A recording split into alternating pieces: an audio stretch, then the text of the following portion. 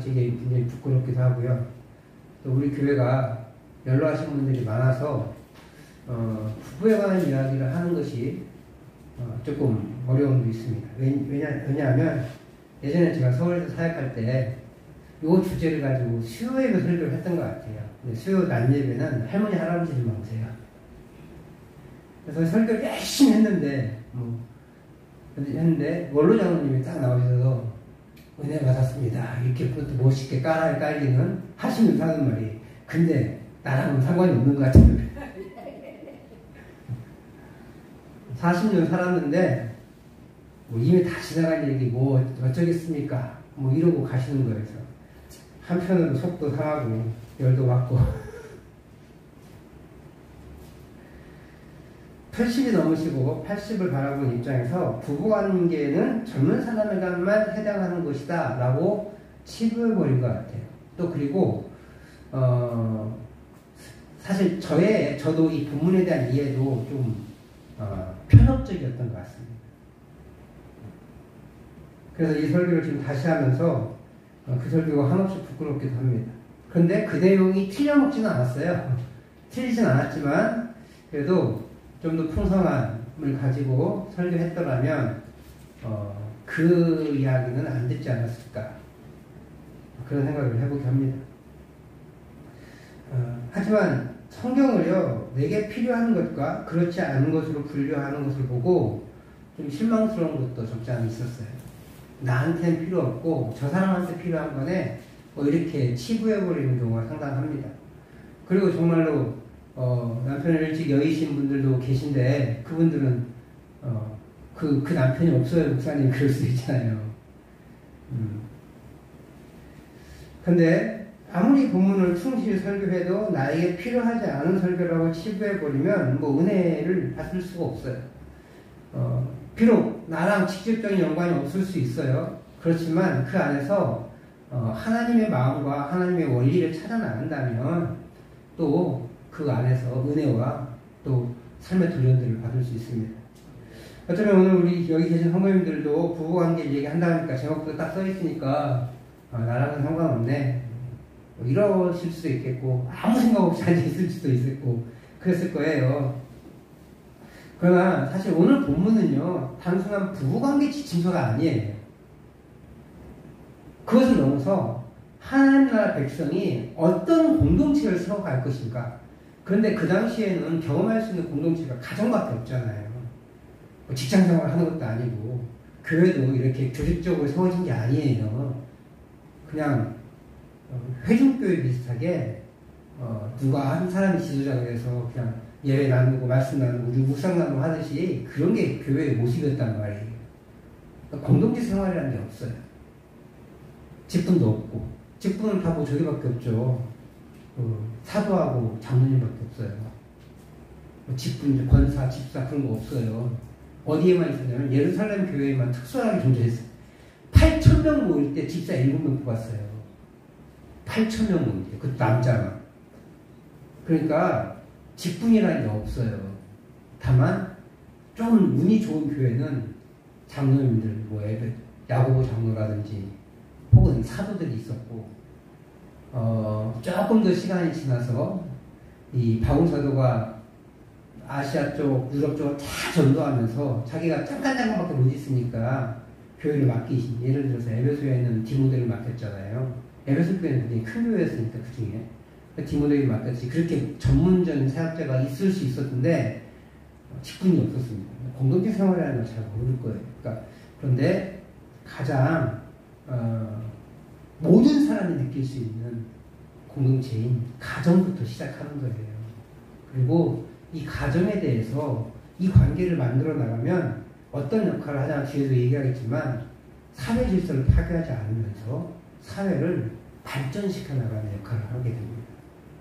그런 측면에서 이해를 해야지 오늘 복종해라 사랑해라 여기에만 초점 맞춰가지고 부부관계 지침서를 만들어버리면 그 부부관계 지침이 있긴 하지만 성경을 정확하게 이해하지 못하는 거예요. 저도 그때는 성경을 정확하게 이해하지 못하고 배경을 이해하지 못하고 요 본문만 설정 딱 해서 해버리니까 장로님이 딱 나와서 목사님 좋긴 했는데 나이 80 먹어서 뭐 할 수 있는 게 없어요. 그러고 끝나는 거예요. 너한테 수고했는데 나랑은 상관없어. 이렇게 돼버리는 거죠. 그럼 하나님의 말씀이 아니라 목사가 어린 목사가 와가지고 자기 얘기하고 간 거랑 다름없는 거예요.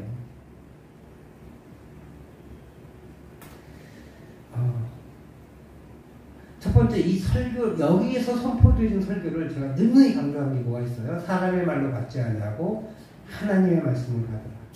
이게 핵심이에요. 두 번째는 지금 당장 1차원적으로 나랑 상관없을지 모르지만 하나님의 교회 공동체와 하나님 내 삶에서 주변 사람들에게 기도해줄 기도의 제목들을 만들어낼 수 있겠다는 생각을 해보게 됩니다. 그래서 하나님 나라 백성이 어떤 자세로 공동체를 세워야 하는지 그 예를 가정에서 찾고 있다라는 것을 전제하고 이제 부부관계 이야기를 좀 나눌 거예요. 오늘 성경이 가장 심각하고 심오하고 가장 친밀한 관계를 들어서 하나님 나라 백성의 삶의 모습을 가르칩니다. 근데 하나님 나라의 모습에 성도들이 어떻게 살아야 되는지 지난주에 3가지를 얘기한 적이 있어요. 혹시 기억나시는지 모르겠는데 첫 번째가 감사. 하나님 나라 백성은 감사가 생활화되어야 한다. 두 번째가 찬양이고 세 번째가 서로 복종하는 거다. 이렇게 말씀드렸어요. 이걸 따로따로 안 하고 한꺼번에 짧게 얘기했기 때문에 기억이 안 나실 수 있어요. 근데 이 원칙을 가지고 살아가라. 그러면서 복종에 관한 이야기를 해주는 거예요. 그러므로 하나님 나라 백성의 삶은 감사와 삶, 찬송의 삶, 그리고 서로 간에 복종하는 삶이다. 이런 거예요. 핵심은 서로에게 복종하는 거예요. 복종에서 핵심. 근데 문제는 우리는 지금까지 뭐를 가르쳤냐면 그 앞절의 복종이라는 단어는 기억하고 잊어먹고 참 22절을 시작하는 여자야! 남자에게 남편에게 복종해라. 이 말만 하고 있어요. 근데 문제는 사실 22절에 원래 헬라어 성경에는 복종해라라는 말이 없어요. 충격이지 않고 그대로 끄떡이 다 아시는 것처럼 충격적이지 않으세요? 옛날에 이 설교 원래 이 이야기는 이제 설교에 본 거였었는데 여자 청년 하나가 와가지고 목사님 와가지고 아니 저기 누구 오빠랑 저희 전사님이 복종하라고 그랬다고 조용히 하래요. 야, 그 다음에 읽어봐야 돼. 그 다음에 여자는 남자에게 복종하고 있으면 너 조용히 해. 말 좀 꺼지마. 막 그랬다는 거예요. 심지어 전도사님이. 어떻게 해요? 이거 어떻게 해요? 성경이 있으니까 뭐 할 말은 없고 자기가 열받아서 저한테 쫓아온 거예요. 야, 그걸 요구하려면 그 뒤에 그리스도의 사랑으로 사랑한다는 걸 이해해야지. 그럼 오빠는 그럼 죽으세요? 그래 그럼 돼. 나는 이제 죽으신다면 그런 얘기 하세요. 그렇게 하면 돼. 그렇게 하고 넘어간 적이 있어요. 복종이라는 단어를 엄청 귀를 기울여가지고요. 무기 삼습니다. 그래서 여자들 조용해라. 복종해라. 막 이러시는데 원래 22절은요. 이렇게 돼 있어요. 여자 아내들이요. 남편들에게 죽게 하듯. 이게 끝이야. 그리고 조금 더 이제 우리 말이 안 맞으니까 넣을 수 있는 말은 죽게 하듯 하라라고 하는 거예요. 이상하잖아요. 하라는 말은 원래 없으니까. 그래서 앞절 21절에서 피차 서로 복종하라. 이 복종이라는 단어를 끌어와서 또 실제로 그게 내용 맞긴 맞으니까 그래서 아내들이여 남편들에게 죽게 하듯 복종하라 라고 이렇게 번역을 해준 거예요. 이해하기 쉽게. 근데 이것을 일부러 오해하는 거예요. 일부러 살짝 바꿔서 악용하는 거죠. 악용. 그래가지고 복종해, 조용히 해, 순종해 이렇게 그동안 써먹었어요. 우리 교회가. 틀렸어요. 그럼 이제 이런 생각이 들 수 있습니다. 그럼 복종 안 해도 되네? 내 맘대로 살아야 되네? 근데 힘이 딸리니까 또 그럴 수는 없고, 그죠? 남자들이 그동안은 뭘로 했어요? 힘으로 복종시켰잖아요. 마음에 안 들면 가족도 다 엎어버리고, 아내 때리고 그런 일들을 벌여왔는데 이 복종이라는 단어가 21절에 뭐라고 표현되어 있다고요? 피차 복종하라. 이렇게 되어 있다는 거예요. 피차. 이게 핵심이에요, 이게. 그럼 복종을 왜 해야 되냐? 도대체 왜 복종해야 되죠? 남편이 복종할 만해서? 아니, 솔직히 복종할 만해서가 아니라 힘에 눌려서 사회적인 분위기 때문에 하신 거잖아요. 근데 요즘 바뀌었어요. 남편이 복종 안 해. 아내가 복종 안 해요. 남편이 복종하지. 근데 그렇게 아니라 힘이 있어서 복종할 만해서가 아니라 이게 질서라는 거예요. 질서. 하나님이 세우신 창조 질서. 남편과 아내 사이를 뭐로 유비했냐면 그리스도와 교회의 관계로 유비시켜놨어요. 남편의 인품이나 성품 때문에 복종하는 것이 아니라 그리스도가 교회의 머리이듯이, 그래서 교회는 그 머리이신 그리스도께 순종해야 하듯이 부부관계는 남편이 머리이고 아내가 몸이기에 그 머리에 순종하는 이치를 가지고 살아야 된다. 그런 질서를 함께 만드셨다는 거예요. 그래서 부부관계의 모델은요, 교회와 예수님이에요. 그리고 그걸 원하시는 거예요. 그런 관계를. 더군다나 당시 사회의 여성 인권이 인정받았습니까? 인정받지 못했습니까? 전혀 인정받지 못했잖아요.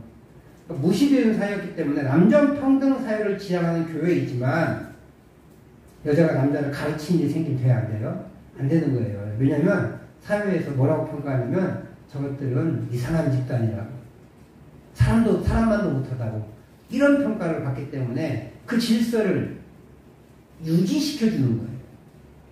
교회는 있잖아요. 어디 여자가 이런 말을 하지 않는 공동체이긴 하지만 사회에서는 그렇게 하고 있으니까 여자가 남자 위에 서는 것을 절제시킵니다. 그래서 그런 교회에 여자는 교회에서 조용해라 이렇게 얘기합니다. 잘못된 말이지만 여성 인권이 바닥인 사회에서 상종 못할 집단이라고 여기게 될 것이 뻔하기 때문에 위치를 교정시켜 준 거예요. 그러니까 위치를 이렇게 잡아준 거예요. 넘어서지 말라고. 그리고 실제로 고린도교회에서 그런 일들이 일어났어요. 여성들이 더 영적인 풍성함이 있잖아요. 예언도 방언도 더 은사도 많으니까 그리고 남자들 자꾸 가르치는 거야. 그러니까 조용히 해 이렇게 얘기한 거죠. 바울사도가. 사회 질서 때문에 그래요. 더더군다나 이방 사회잖아요. 그럼 여자가 이렇게 폭력적인 남편한테 폭력당하고 심지어 살해당해도 전혀 문제가 되지 않는 그런 분위기에서 여성이 남성 위에 있는 것을 사회 사람들이 상종 못할 집단으로 평가하기 때문에 교회 안 다니죠. 누구도. 상식 아래라고 생각하니까. 당시엔 그게 상식이었어요. 상식적이지 않다고 생각하니까 교회 나가지 않는 거예요. 그런 복음을 막히는 것을 막기 위해서라도 이 바울사도가 질서를 유지하는 건데, 그럼에도 불구하고 복음의 핵심은, 이 복종의 핵심은 교회가 그리스도에게 복종하듯이 하는 거예요. 하라는 거예요. 그러니까 사회 질서 때문이 아니라. 그래서 남편에게는 뭐라고 표현해요? 그리스도의 사랑으로 살아가라고 가르치는 거예요. 근데 이 사랑은 그리스도가 교회를 위해 주신 사랑으로 하라는 거죠. 주님이 교회를 사랑하시고 그 사랑으로 우리 주님을, 당신의 몸을 십자가에 못 박혀 봇밖에 내어주신 것이 우리 그리스도의 사랑이에요. 우리 예수님의 사랑이잖아요. 그러니까 그 죽음의 사랑을 보이셨기에 교회는 그리스도께 순종하고 복종하는 거예요. 그처럼 남편은 아내를 위해 목숨을 건 사랑을 해야 한다고 성경은 가르치고 있는 거예요. 엄청 큰 거예요. 그럼 누가 더 희생적이에요? 누가 더 어려운 일을 해야 돼요? 남편이에요, 남편. 근데 자꾸 교회에서는 여자는 조용해 이렇게 가르치고 있으니까, 남편에게 복종해 이렇게 가르치고 있으니까 완전히 잘못된 가르침 하고 있는 거죠. 그러면서 예수님의 사랑이 어떤 의미였는지를 보여주고 있는데, 우리 26절과 27절 말씀을 같이 한번 읽어보도록 하겠습니다. 시작. 이는 곧 물로 씻어 말씀으로 깨끗하게 하사 거룩하게 하시고 자기 앞에 영광스러운 교회로 세우사 티나 주름 잡힌 것이나 이런 것들이 없이 거룩하고 흠이 없게 하려 하십니다. 교회를 거룩하게 하고 흠이 없게 하는 것. 영광스러운 교회를 세우는 것, 그것이 예수 그리스도의 사랑의 목적이에요.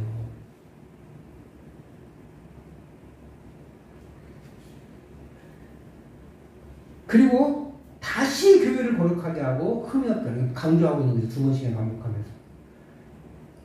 그게 예수님의 사랑이라는 거예요.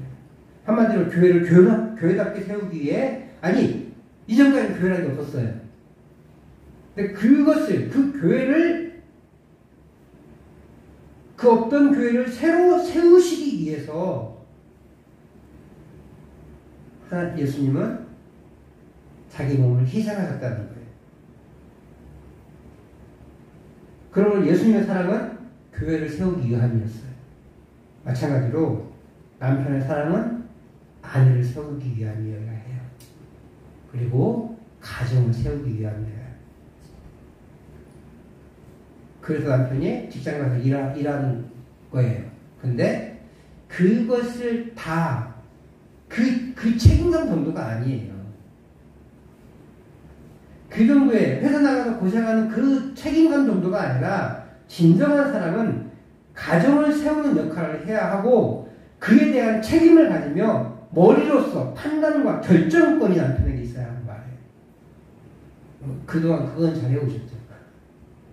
나한테 여자가 더 지혜롭거든요, 근데. 그죠? 그래서 어떤 결정들이 더 판단력이 더 좋아요. 좋을 때가 많아요. 그때는 자기의 의견을 남편이 결정해 주도록 하게 하는 거예요. 그런 지혜도 필요해요. 그래서 하나님은요, 이와 같이 교회를 세우는 그리스도 사랑으로 남편들도 아내를 사랑하라 라고 말하고 있어요. 그것을 28절에서 얘기하고 있는데 더 놀라운 것은 자기 몸을 사랑하듯 하라 라고 말씀하신다는 거예요. 같이 읽어보겠습니다. 28절 시작. 이와 같이 남편들도 자기 아내 사랑하기를 자기 자신과 같이 할지니 자기 아내를 사랑하는 자는 자기를 사랑하는 것이다. 그렇죠. 자기 몸을 사랑하는 것이니까 아내를 사랑하는 것이 나를 사랑하는 거예요. 사람은 본능적으로 그런데 자기 자신을 사랑하게 돼 있어요. 그죠? 어떤 사람은 말로는 자기를 혐오합니다. 에이, 왜 이렇게 생겨먹어가지고 같은 놈 죽어야 돼, 막 이런 이야기 하시는 분들 있는데 그 안에도 자기 사랑이 풍부해요. 이를 이제 나르시시즘이라고 하는데 이 자기 사랑이 모두에게나 있어요. 누구에게나. 이 본능적인 사랑을 아내에게 하라는 거예요. 다시 말해 29절에서와 같이 그리스도께서 교회에게 하신 것처럼 자기 자신을 먹이고 보살피는 사랑을 하라 라고 말해요. 그런 사랑을 남편은 할 줄 알아야 돼요. 지금까지 막 힘으로 주먹으로 눌렀다면 내 몸을 그렇게 자학하지 않듯이 그렇게 하라는 거예요. 그럴 때야 비로소 아내에게 복종을 요구할 수 있는 거예요. 그리고 이 사랑을 받은 아내는 기꺼이 복종할 수 있는 거고. 그럼에도 불구하고 복종이라는 단어는 마음에 치지 않습니다. 더더군다나 여성 권위가 많이 신장한 오늘날에 있어서는 아니 복종하라니 뭔 시대에 뒤떨어진 이야기야 라고 말할 수 있습니다. 하지만 남편의 사랑의 전제와 21절의 말씀을 기준으로 했을 때 그 복종이 여자에게만 강조되지 않고 일방적인 복종이 아니라는 거예요. 21절 말씀을 우리가 같이 한번 읽어보도록 하겠습니다. 21절 시작. 그리스도를 경외함으로 피차 복종하라. 서로 간에 복종하라는 거거든요. 그럼 남편은 사랑하라고 했잖아요. 복종이 어디에 있어요? 생각해보세요. 예수님의 사랑으로 복종하는 거잖아요. 사랑하는 거잖아요. 그럼 예수님이 철저한 복종을 하셨죠. 어떤 복종이요? 자신을 십자가에 내어주는 복종을 하신 거예요. 우리 하나님께. 교회를 위해서. 아내에게만 요구한 게 아니라 더 큰 복종이 이미 남편에게 그 사랑 안에 포함되어 있는 거예요. 또 이것은요, 이 뒤에 나오는 6장 1절부터 나오는 그 자녀와의 관계, 또 종과 주인과의 관계에서도 복종의 관계가 다 나와요, 남편들에게. 그럼 남편의 복종은 어디서 나타나는 거냐? 바로 사랑에서 나타나는 거예요, 사랑. 그리스도가 교회를 위한 희생의 사랑, 그 사랑에서 이미 복종이 나타났다는 거예요. 또 중요한 것은 그 복종의 사랑을 요구하기에 21절에 피차간에 복종하라 하는 말에 찬송한다 할 수 있어요. 그래서 내가 남편이 아내를 사랑함에 있어서 그 희생적인 사랑은 복종의 사랑이기 때문에 21절에 피차 복종하라 라는 말과 연결되어질 수 있다는 거예요.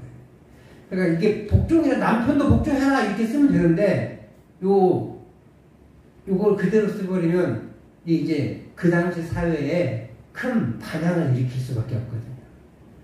그리고 더 지향적인 게 있어요. 그 당시엔 어떤 사회였어요? 여성의 인권이 전혀 인정되지 않았고 여성을 부속품처럼 몸통처럼 취급했던 그런 사회에 남편이 아내에게 복종해라 그러면 또 이상한 집단이 되는 거예요. 사랑이라는 단어를 넣으니까 그것도 이제 올바른 이해를 바탕으로 한 사랑이라는 단어를 넣으니까 복종을 뛰어넘는 사랑이 되잖아요. 그러다 보니까 사회를 개도해 나갈 수 있는 거예요. 또 기독교는요, 성경은 사회를 전복시키지 않습니다. 사회를 전복시키는 것이 아니라 사회를 개도해 나가요. 좋은 방향으로 이끌어 간다는 거예요. 물론 데모도 해 그러니까. 그러나 쿠데타를 하진 않아요. 좋은 일을 교회를 사회를 바꾸는데 앞장서고 있어요.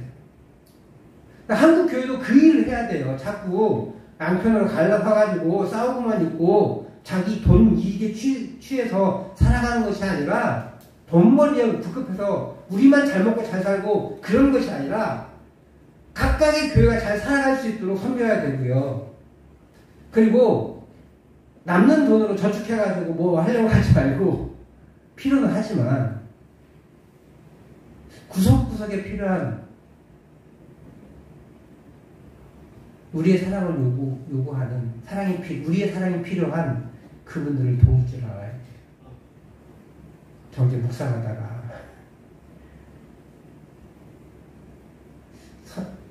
선교 여행 가는 친구를 한번 도와야겠다 라는 생각이 들었어요. 그래서 서울 애국교회에 연락을 했습니다.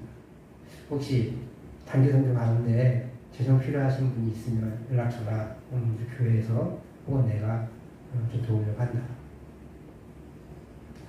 물질이 이렇게 고정되어 있으면 뭐만 남아요? 썩어져가요. 욕심만 생겨나고. 흘려보낼 줄 알아야 돼. 우리 같은 작은 교회는 불안하죠. 내년 어떻게 될지 모르니까. 근데 지난 5년간 경험했잖아요. 그죠? 하나님이 흘려보내는데 차고 넘치게 하시는 거예요. 그러니까 사명이 제대로 있는 교회는 하나님 절대 망하게 하지 않아요. 이렇게 저렇게 다 채워주시는 것 같아요. 우리의 사랑이 필요한 곳에 사랑을 보내주는 것. 그래서 사회를 바꿔나가는 것. 그래서 사회에 조금 우리 욕심을 위해서 목소리를 내는 게 아니라 정말로 어려운 사람들을 위한 목소리를 낼 줄 아는 것. 그것이 교회여야 한다는 거예요. 오늘 사도 바울은 에베소 교회를 향해서 그렇게 얘기하고 있는 거예요. 복종해 이 말은 여성들이요 복종하십시오라고 얘기하는 것은 사회를 전복시키지 마라 라고 얘기하는 것이고요.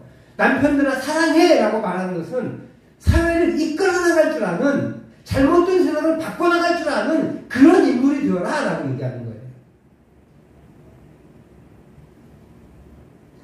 원래 성경에 없는 22절의 복종이라는 단어 때문에 아내에게만 복종을 요구하고 한다는 착각할 수 있는데 버려야 됩니다. 그러니까 때로는 이렇게 번역하니까 우리가 더 어려운 거예요. 복종이라는 단어 안 넣었으면 문장은 좀 안 맞지만 고민했을 거 아니에요. 솔직히. 그죠? 이 말이 맞긴 맞는데 원래는 복종이라는 단어가 들어가야 맞는데, 그러니까 악용하잖아요, 어떤 분들이. 그리고 잘못 오해하고. 저도 사실 부끄러운 고백인데 복종이 없다는 걸 이번에 알았어요. 그전에는 몰랐어요. 자세히 안 본 거죠, 솔직히 얘기하면.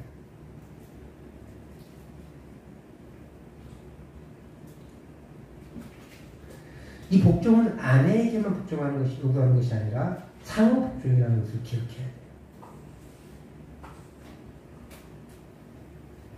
그리고 이 상호 복종에는 남편의 희생적 사랑에서 나오는 복종이 요구되고 기억해야 되고, 남편의 그 복종이 더 크게 요청된다는 것을 또한 기억해야 됩니다.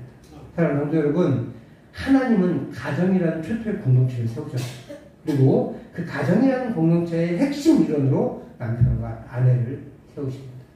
또 하나님은 무엇을 세우셨어요? 교회를 세우셨어요. 하나님은 딱 이 세상에 두 가지 기원을 세우셨는데, 첫 번째가 가정, 두 번째가 교회예요.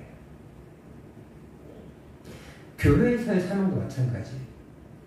교회에서의 역할도 나는 평신도니까, 나는 여자니까, 그리고 나는 남자니까 여자도 조용히 해! 막 이렇게 억압하는 것이 아니라 피차간에 복종하는 거예요. 특별히 남편과 아내는 가장 가정에서 중요한 위치에 있잖아요. 그 남편과 아내가 가장 중요한 위치에 있으므로 아내의 복종은 교회가 그리스도의 몸으로서 교회의 머리인 주님께 복종하듯 하라고 하시고, 남편의 사랑은 시대의 흐름을 뛰어넘어서 폭력과 힘으로 아내를 대할 것이 아니라 그리스도께서 보여주신 낮아지심의 희생적 복종과 목숨을 내어주신 헌신의 사랑을 보이라고 하는 거예요. 우리가 교회 안에서 마찬가지예요. 이런 헌신과 희생, 복종이 서로에게 필요하다는 거죠. 이것이 공동체를 세우는 첫 번째 기술이에요. 복종과 사랑. 우리는 부부관계뿐만 아니라 모든 사람을 대할 때 상대에 대한 존경감을 가진 복종을 하고, 상대를 대할 때 나를 사랑하는 관점에서 사랑을 할 줄 알아요. 특별히 우리 교회에서는 그렇게 한 형제잖아요. 근데 네 자르네 내 자르네 싸우고 있으면, 파당을 나누고 있으면 이 몸을 반쪽으로 나누는 거고 뭐가 달라요? 어떻게 해서든지 하나를 만들어야 돼요. 우리는 이제 그 동물 중에 이 몸을 갈라갖고 두 개 만드는 동물이 있거든요. 이름 기억이 안 나. 아말 그건데 그런 것을 너무 이렇게 당연하다고 보면 안 돼.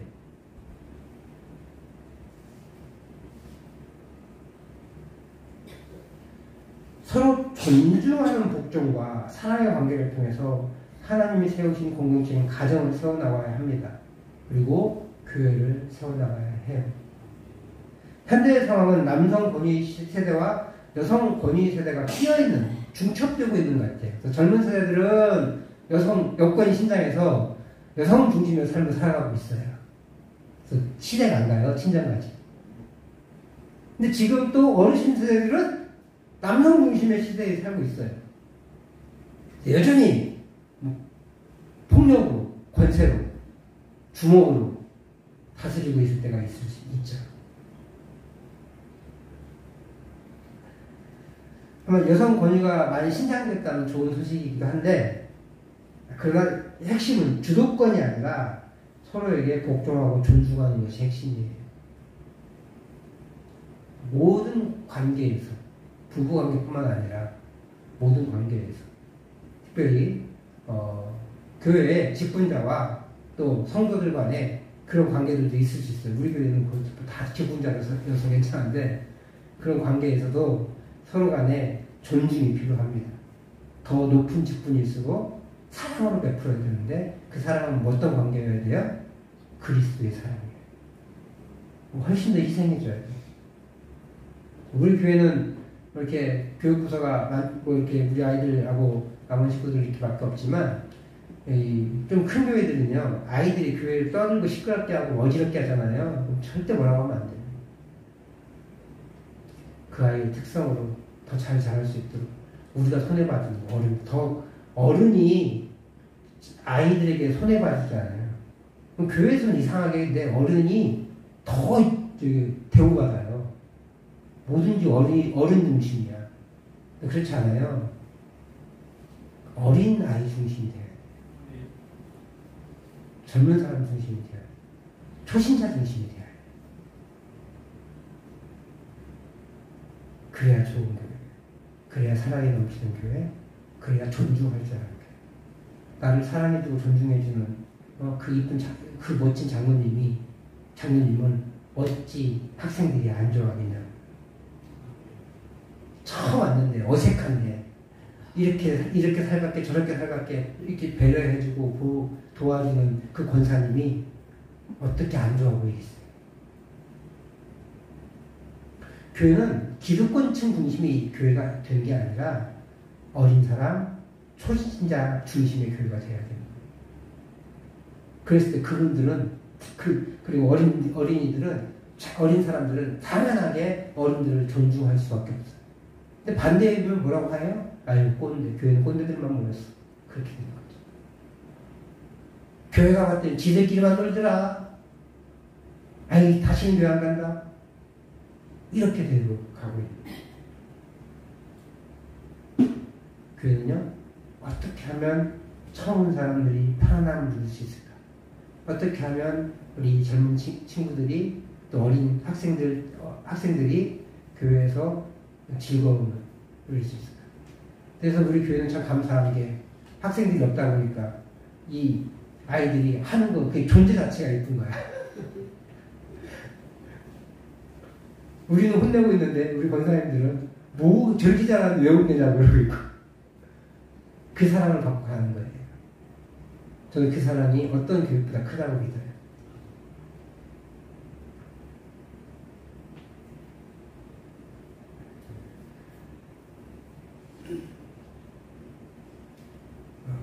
우리가 모든 대인 관계에서 이런 복종과 존중, 사랑으로 행할 수 있기를 바랍니다. 쉽지 않아요. 늘 얘기하지만 절대 쉽지 않습니다. 내가 편한 대로 살고 싶죠. 내가 늘 누리고 싶죠. 근데 나이 들었는데 성교를 나오니까 얼마나 힘들어요. 근데 특별히 부부관계라고 더더군다나 그런 거예요.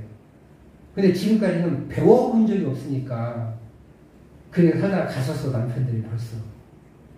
아직 살아계신 남편들 기회가 있습니다. 눈 감고 계시마시고 지금 있는 옆에 있는 여자분들에게 잘하십시오.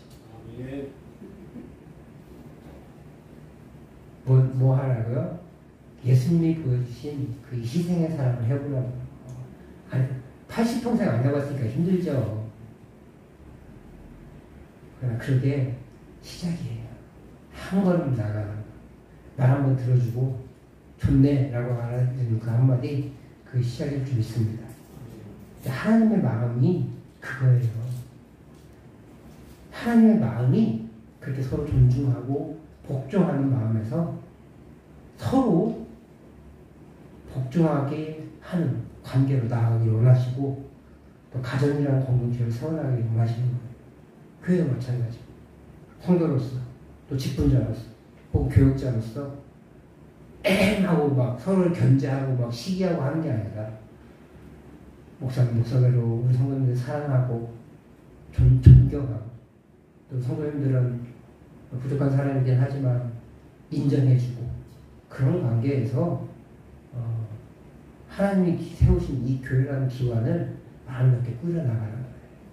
한 크면 어때요? 어차피 하나님은 우주를 통괄하시는 분인데 이 지구가 뭐 얼마나 크게 보이시겠어요, 사실. 근데 그거 하나를 세밀하게 보여주세요. 만명교회? 그거 별거 아니에요. 10명교회? 그거 귀한 거예요. 하나님은 10명교회든 10,000명교회든 똑같아요. 중요한 건 뭐예요? 얼마나 사랑으로 서로 존중하고 존경하고 있느냐. 복종하고 있느냐. 서로 복종하고 있느냐. 이걸 바라보시지. 니네 10,000명이니까 잘했다. 니네 10명? 에이. 그러시지 않나. 오늘 하나님의 마음으로 우리의 부부관계를 또 대인관계를 복종과 희생적 사랑을 통해서 우리 교회를 세우고 성도를 세우고 가정을 세우는 우리 성도들 되시길 주의로 축복합니다.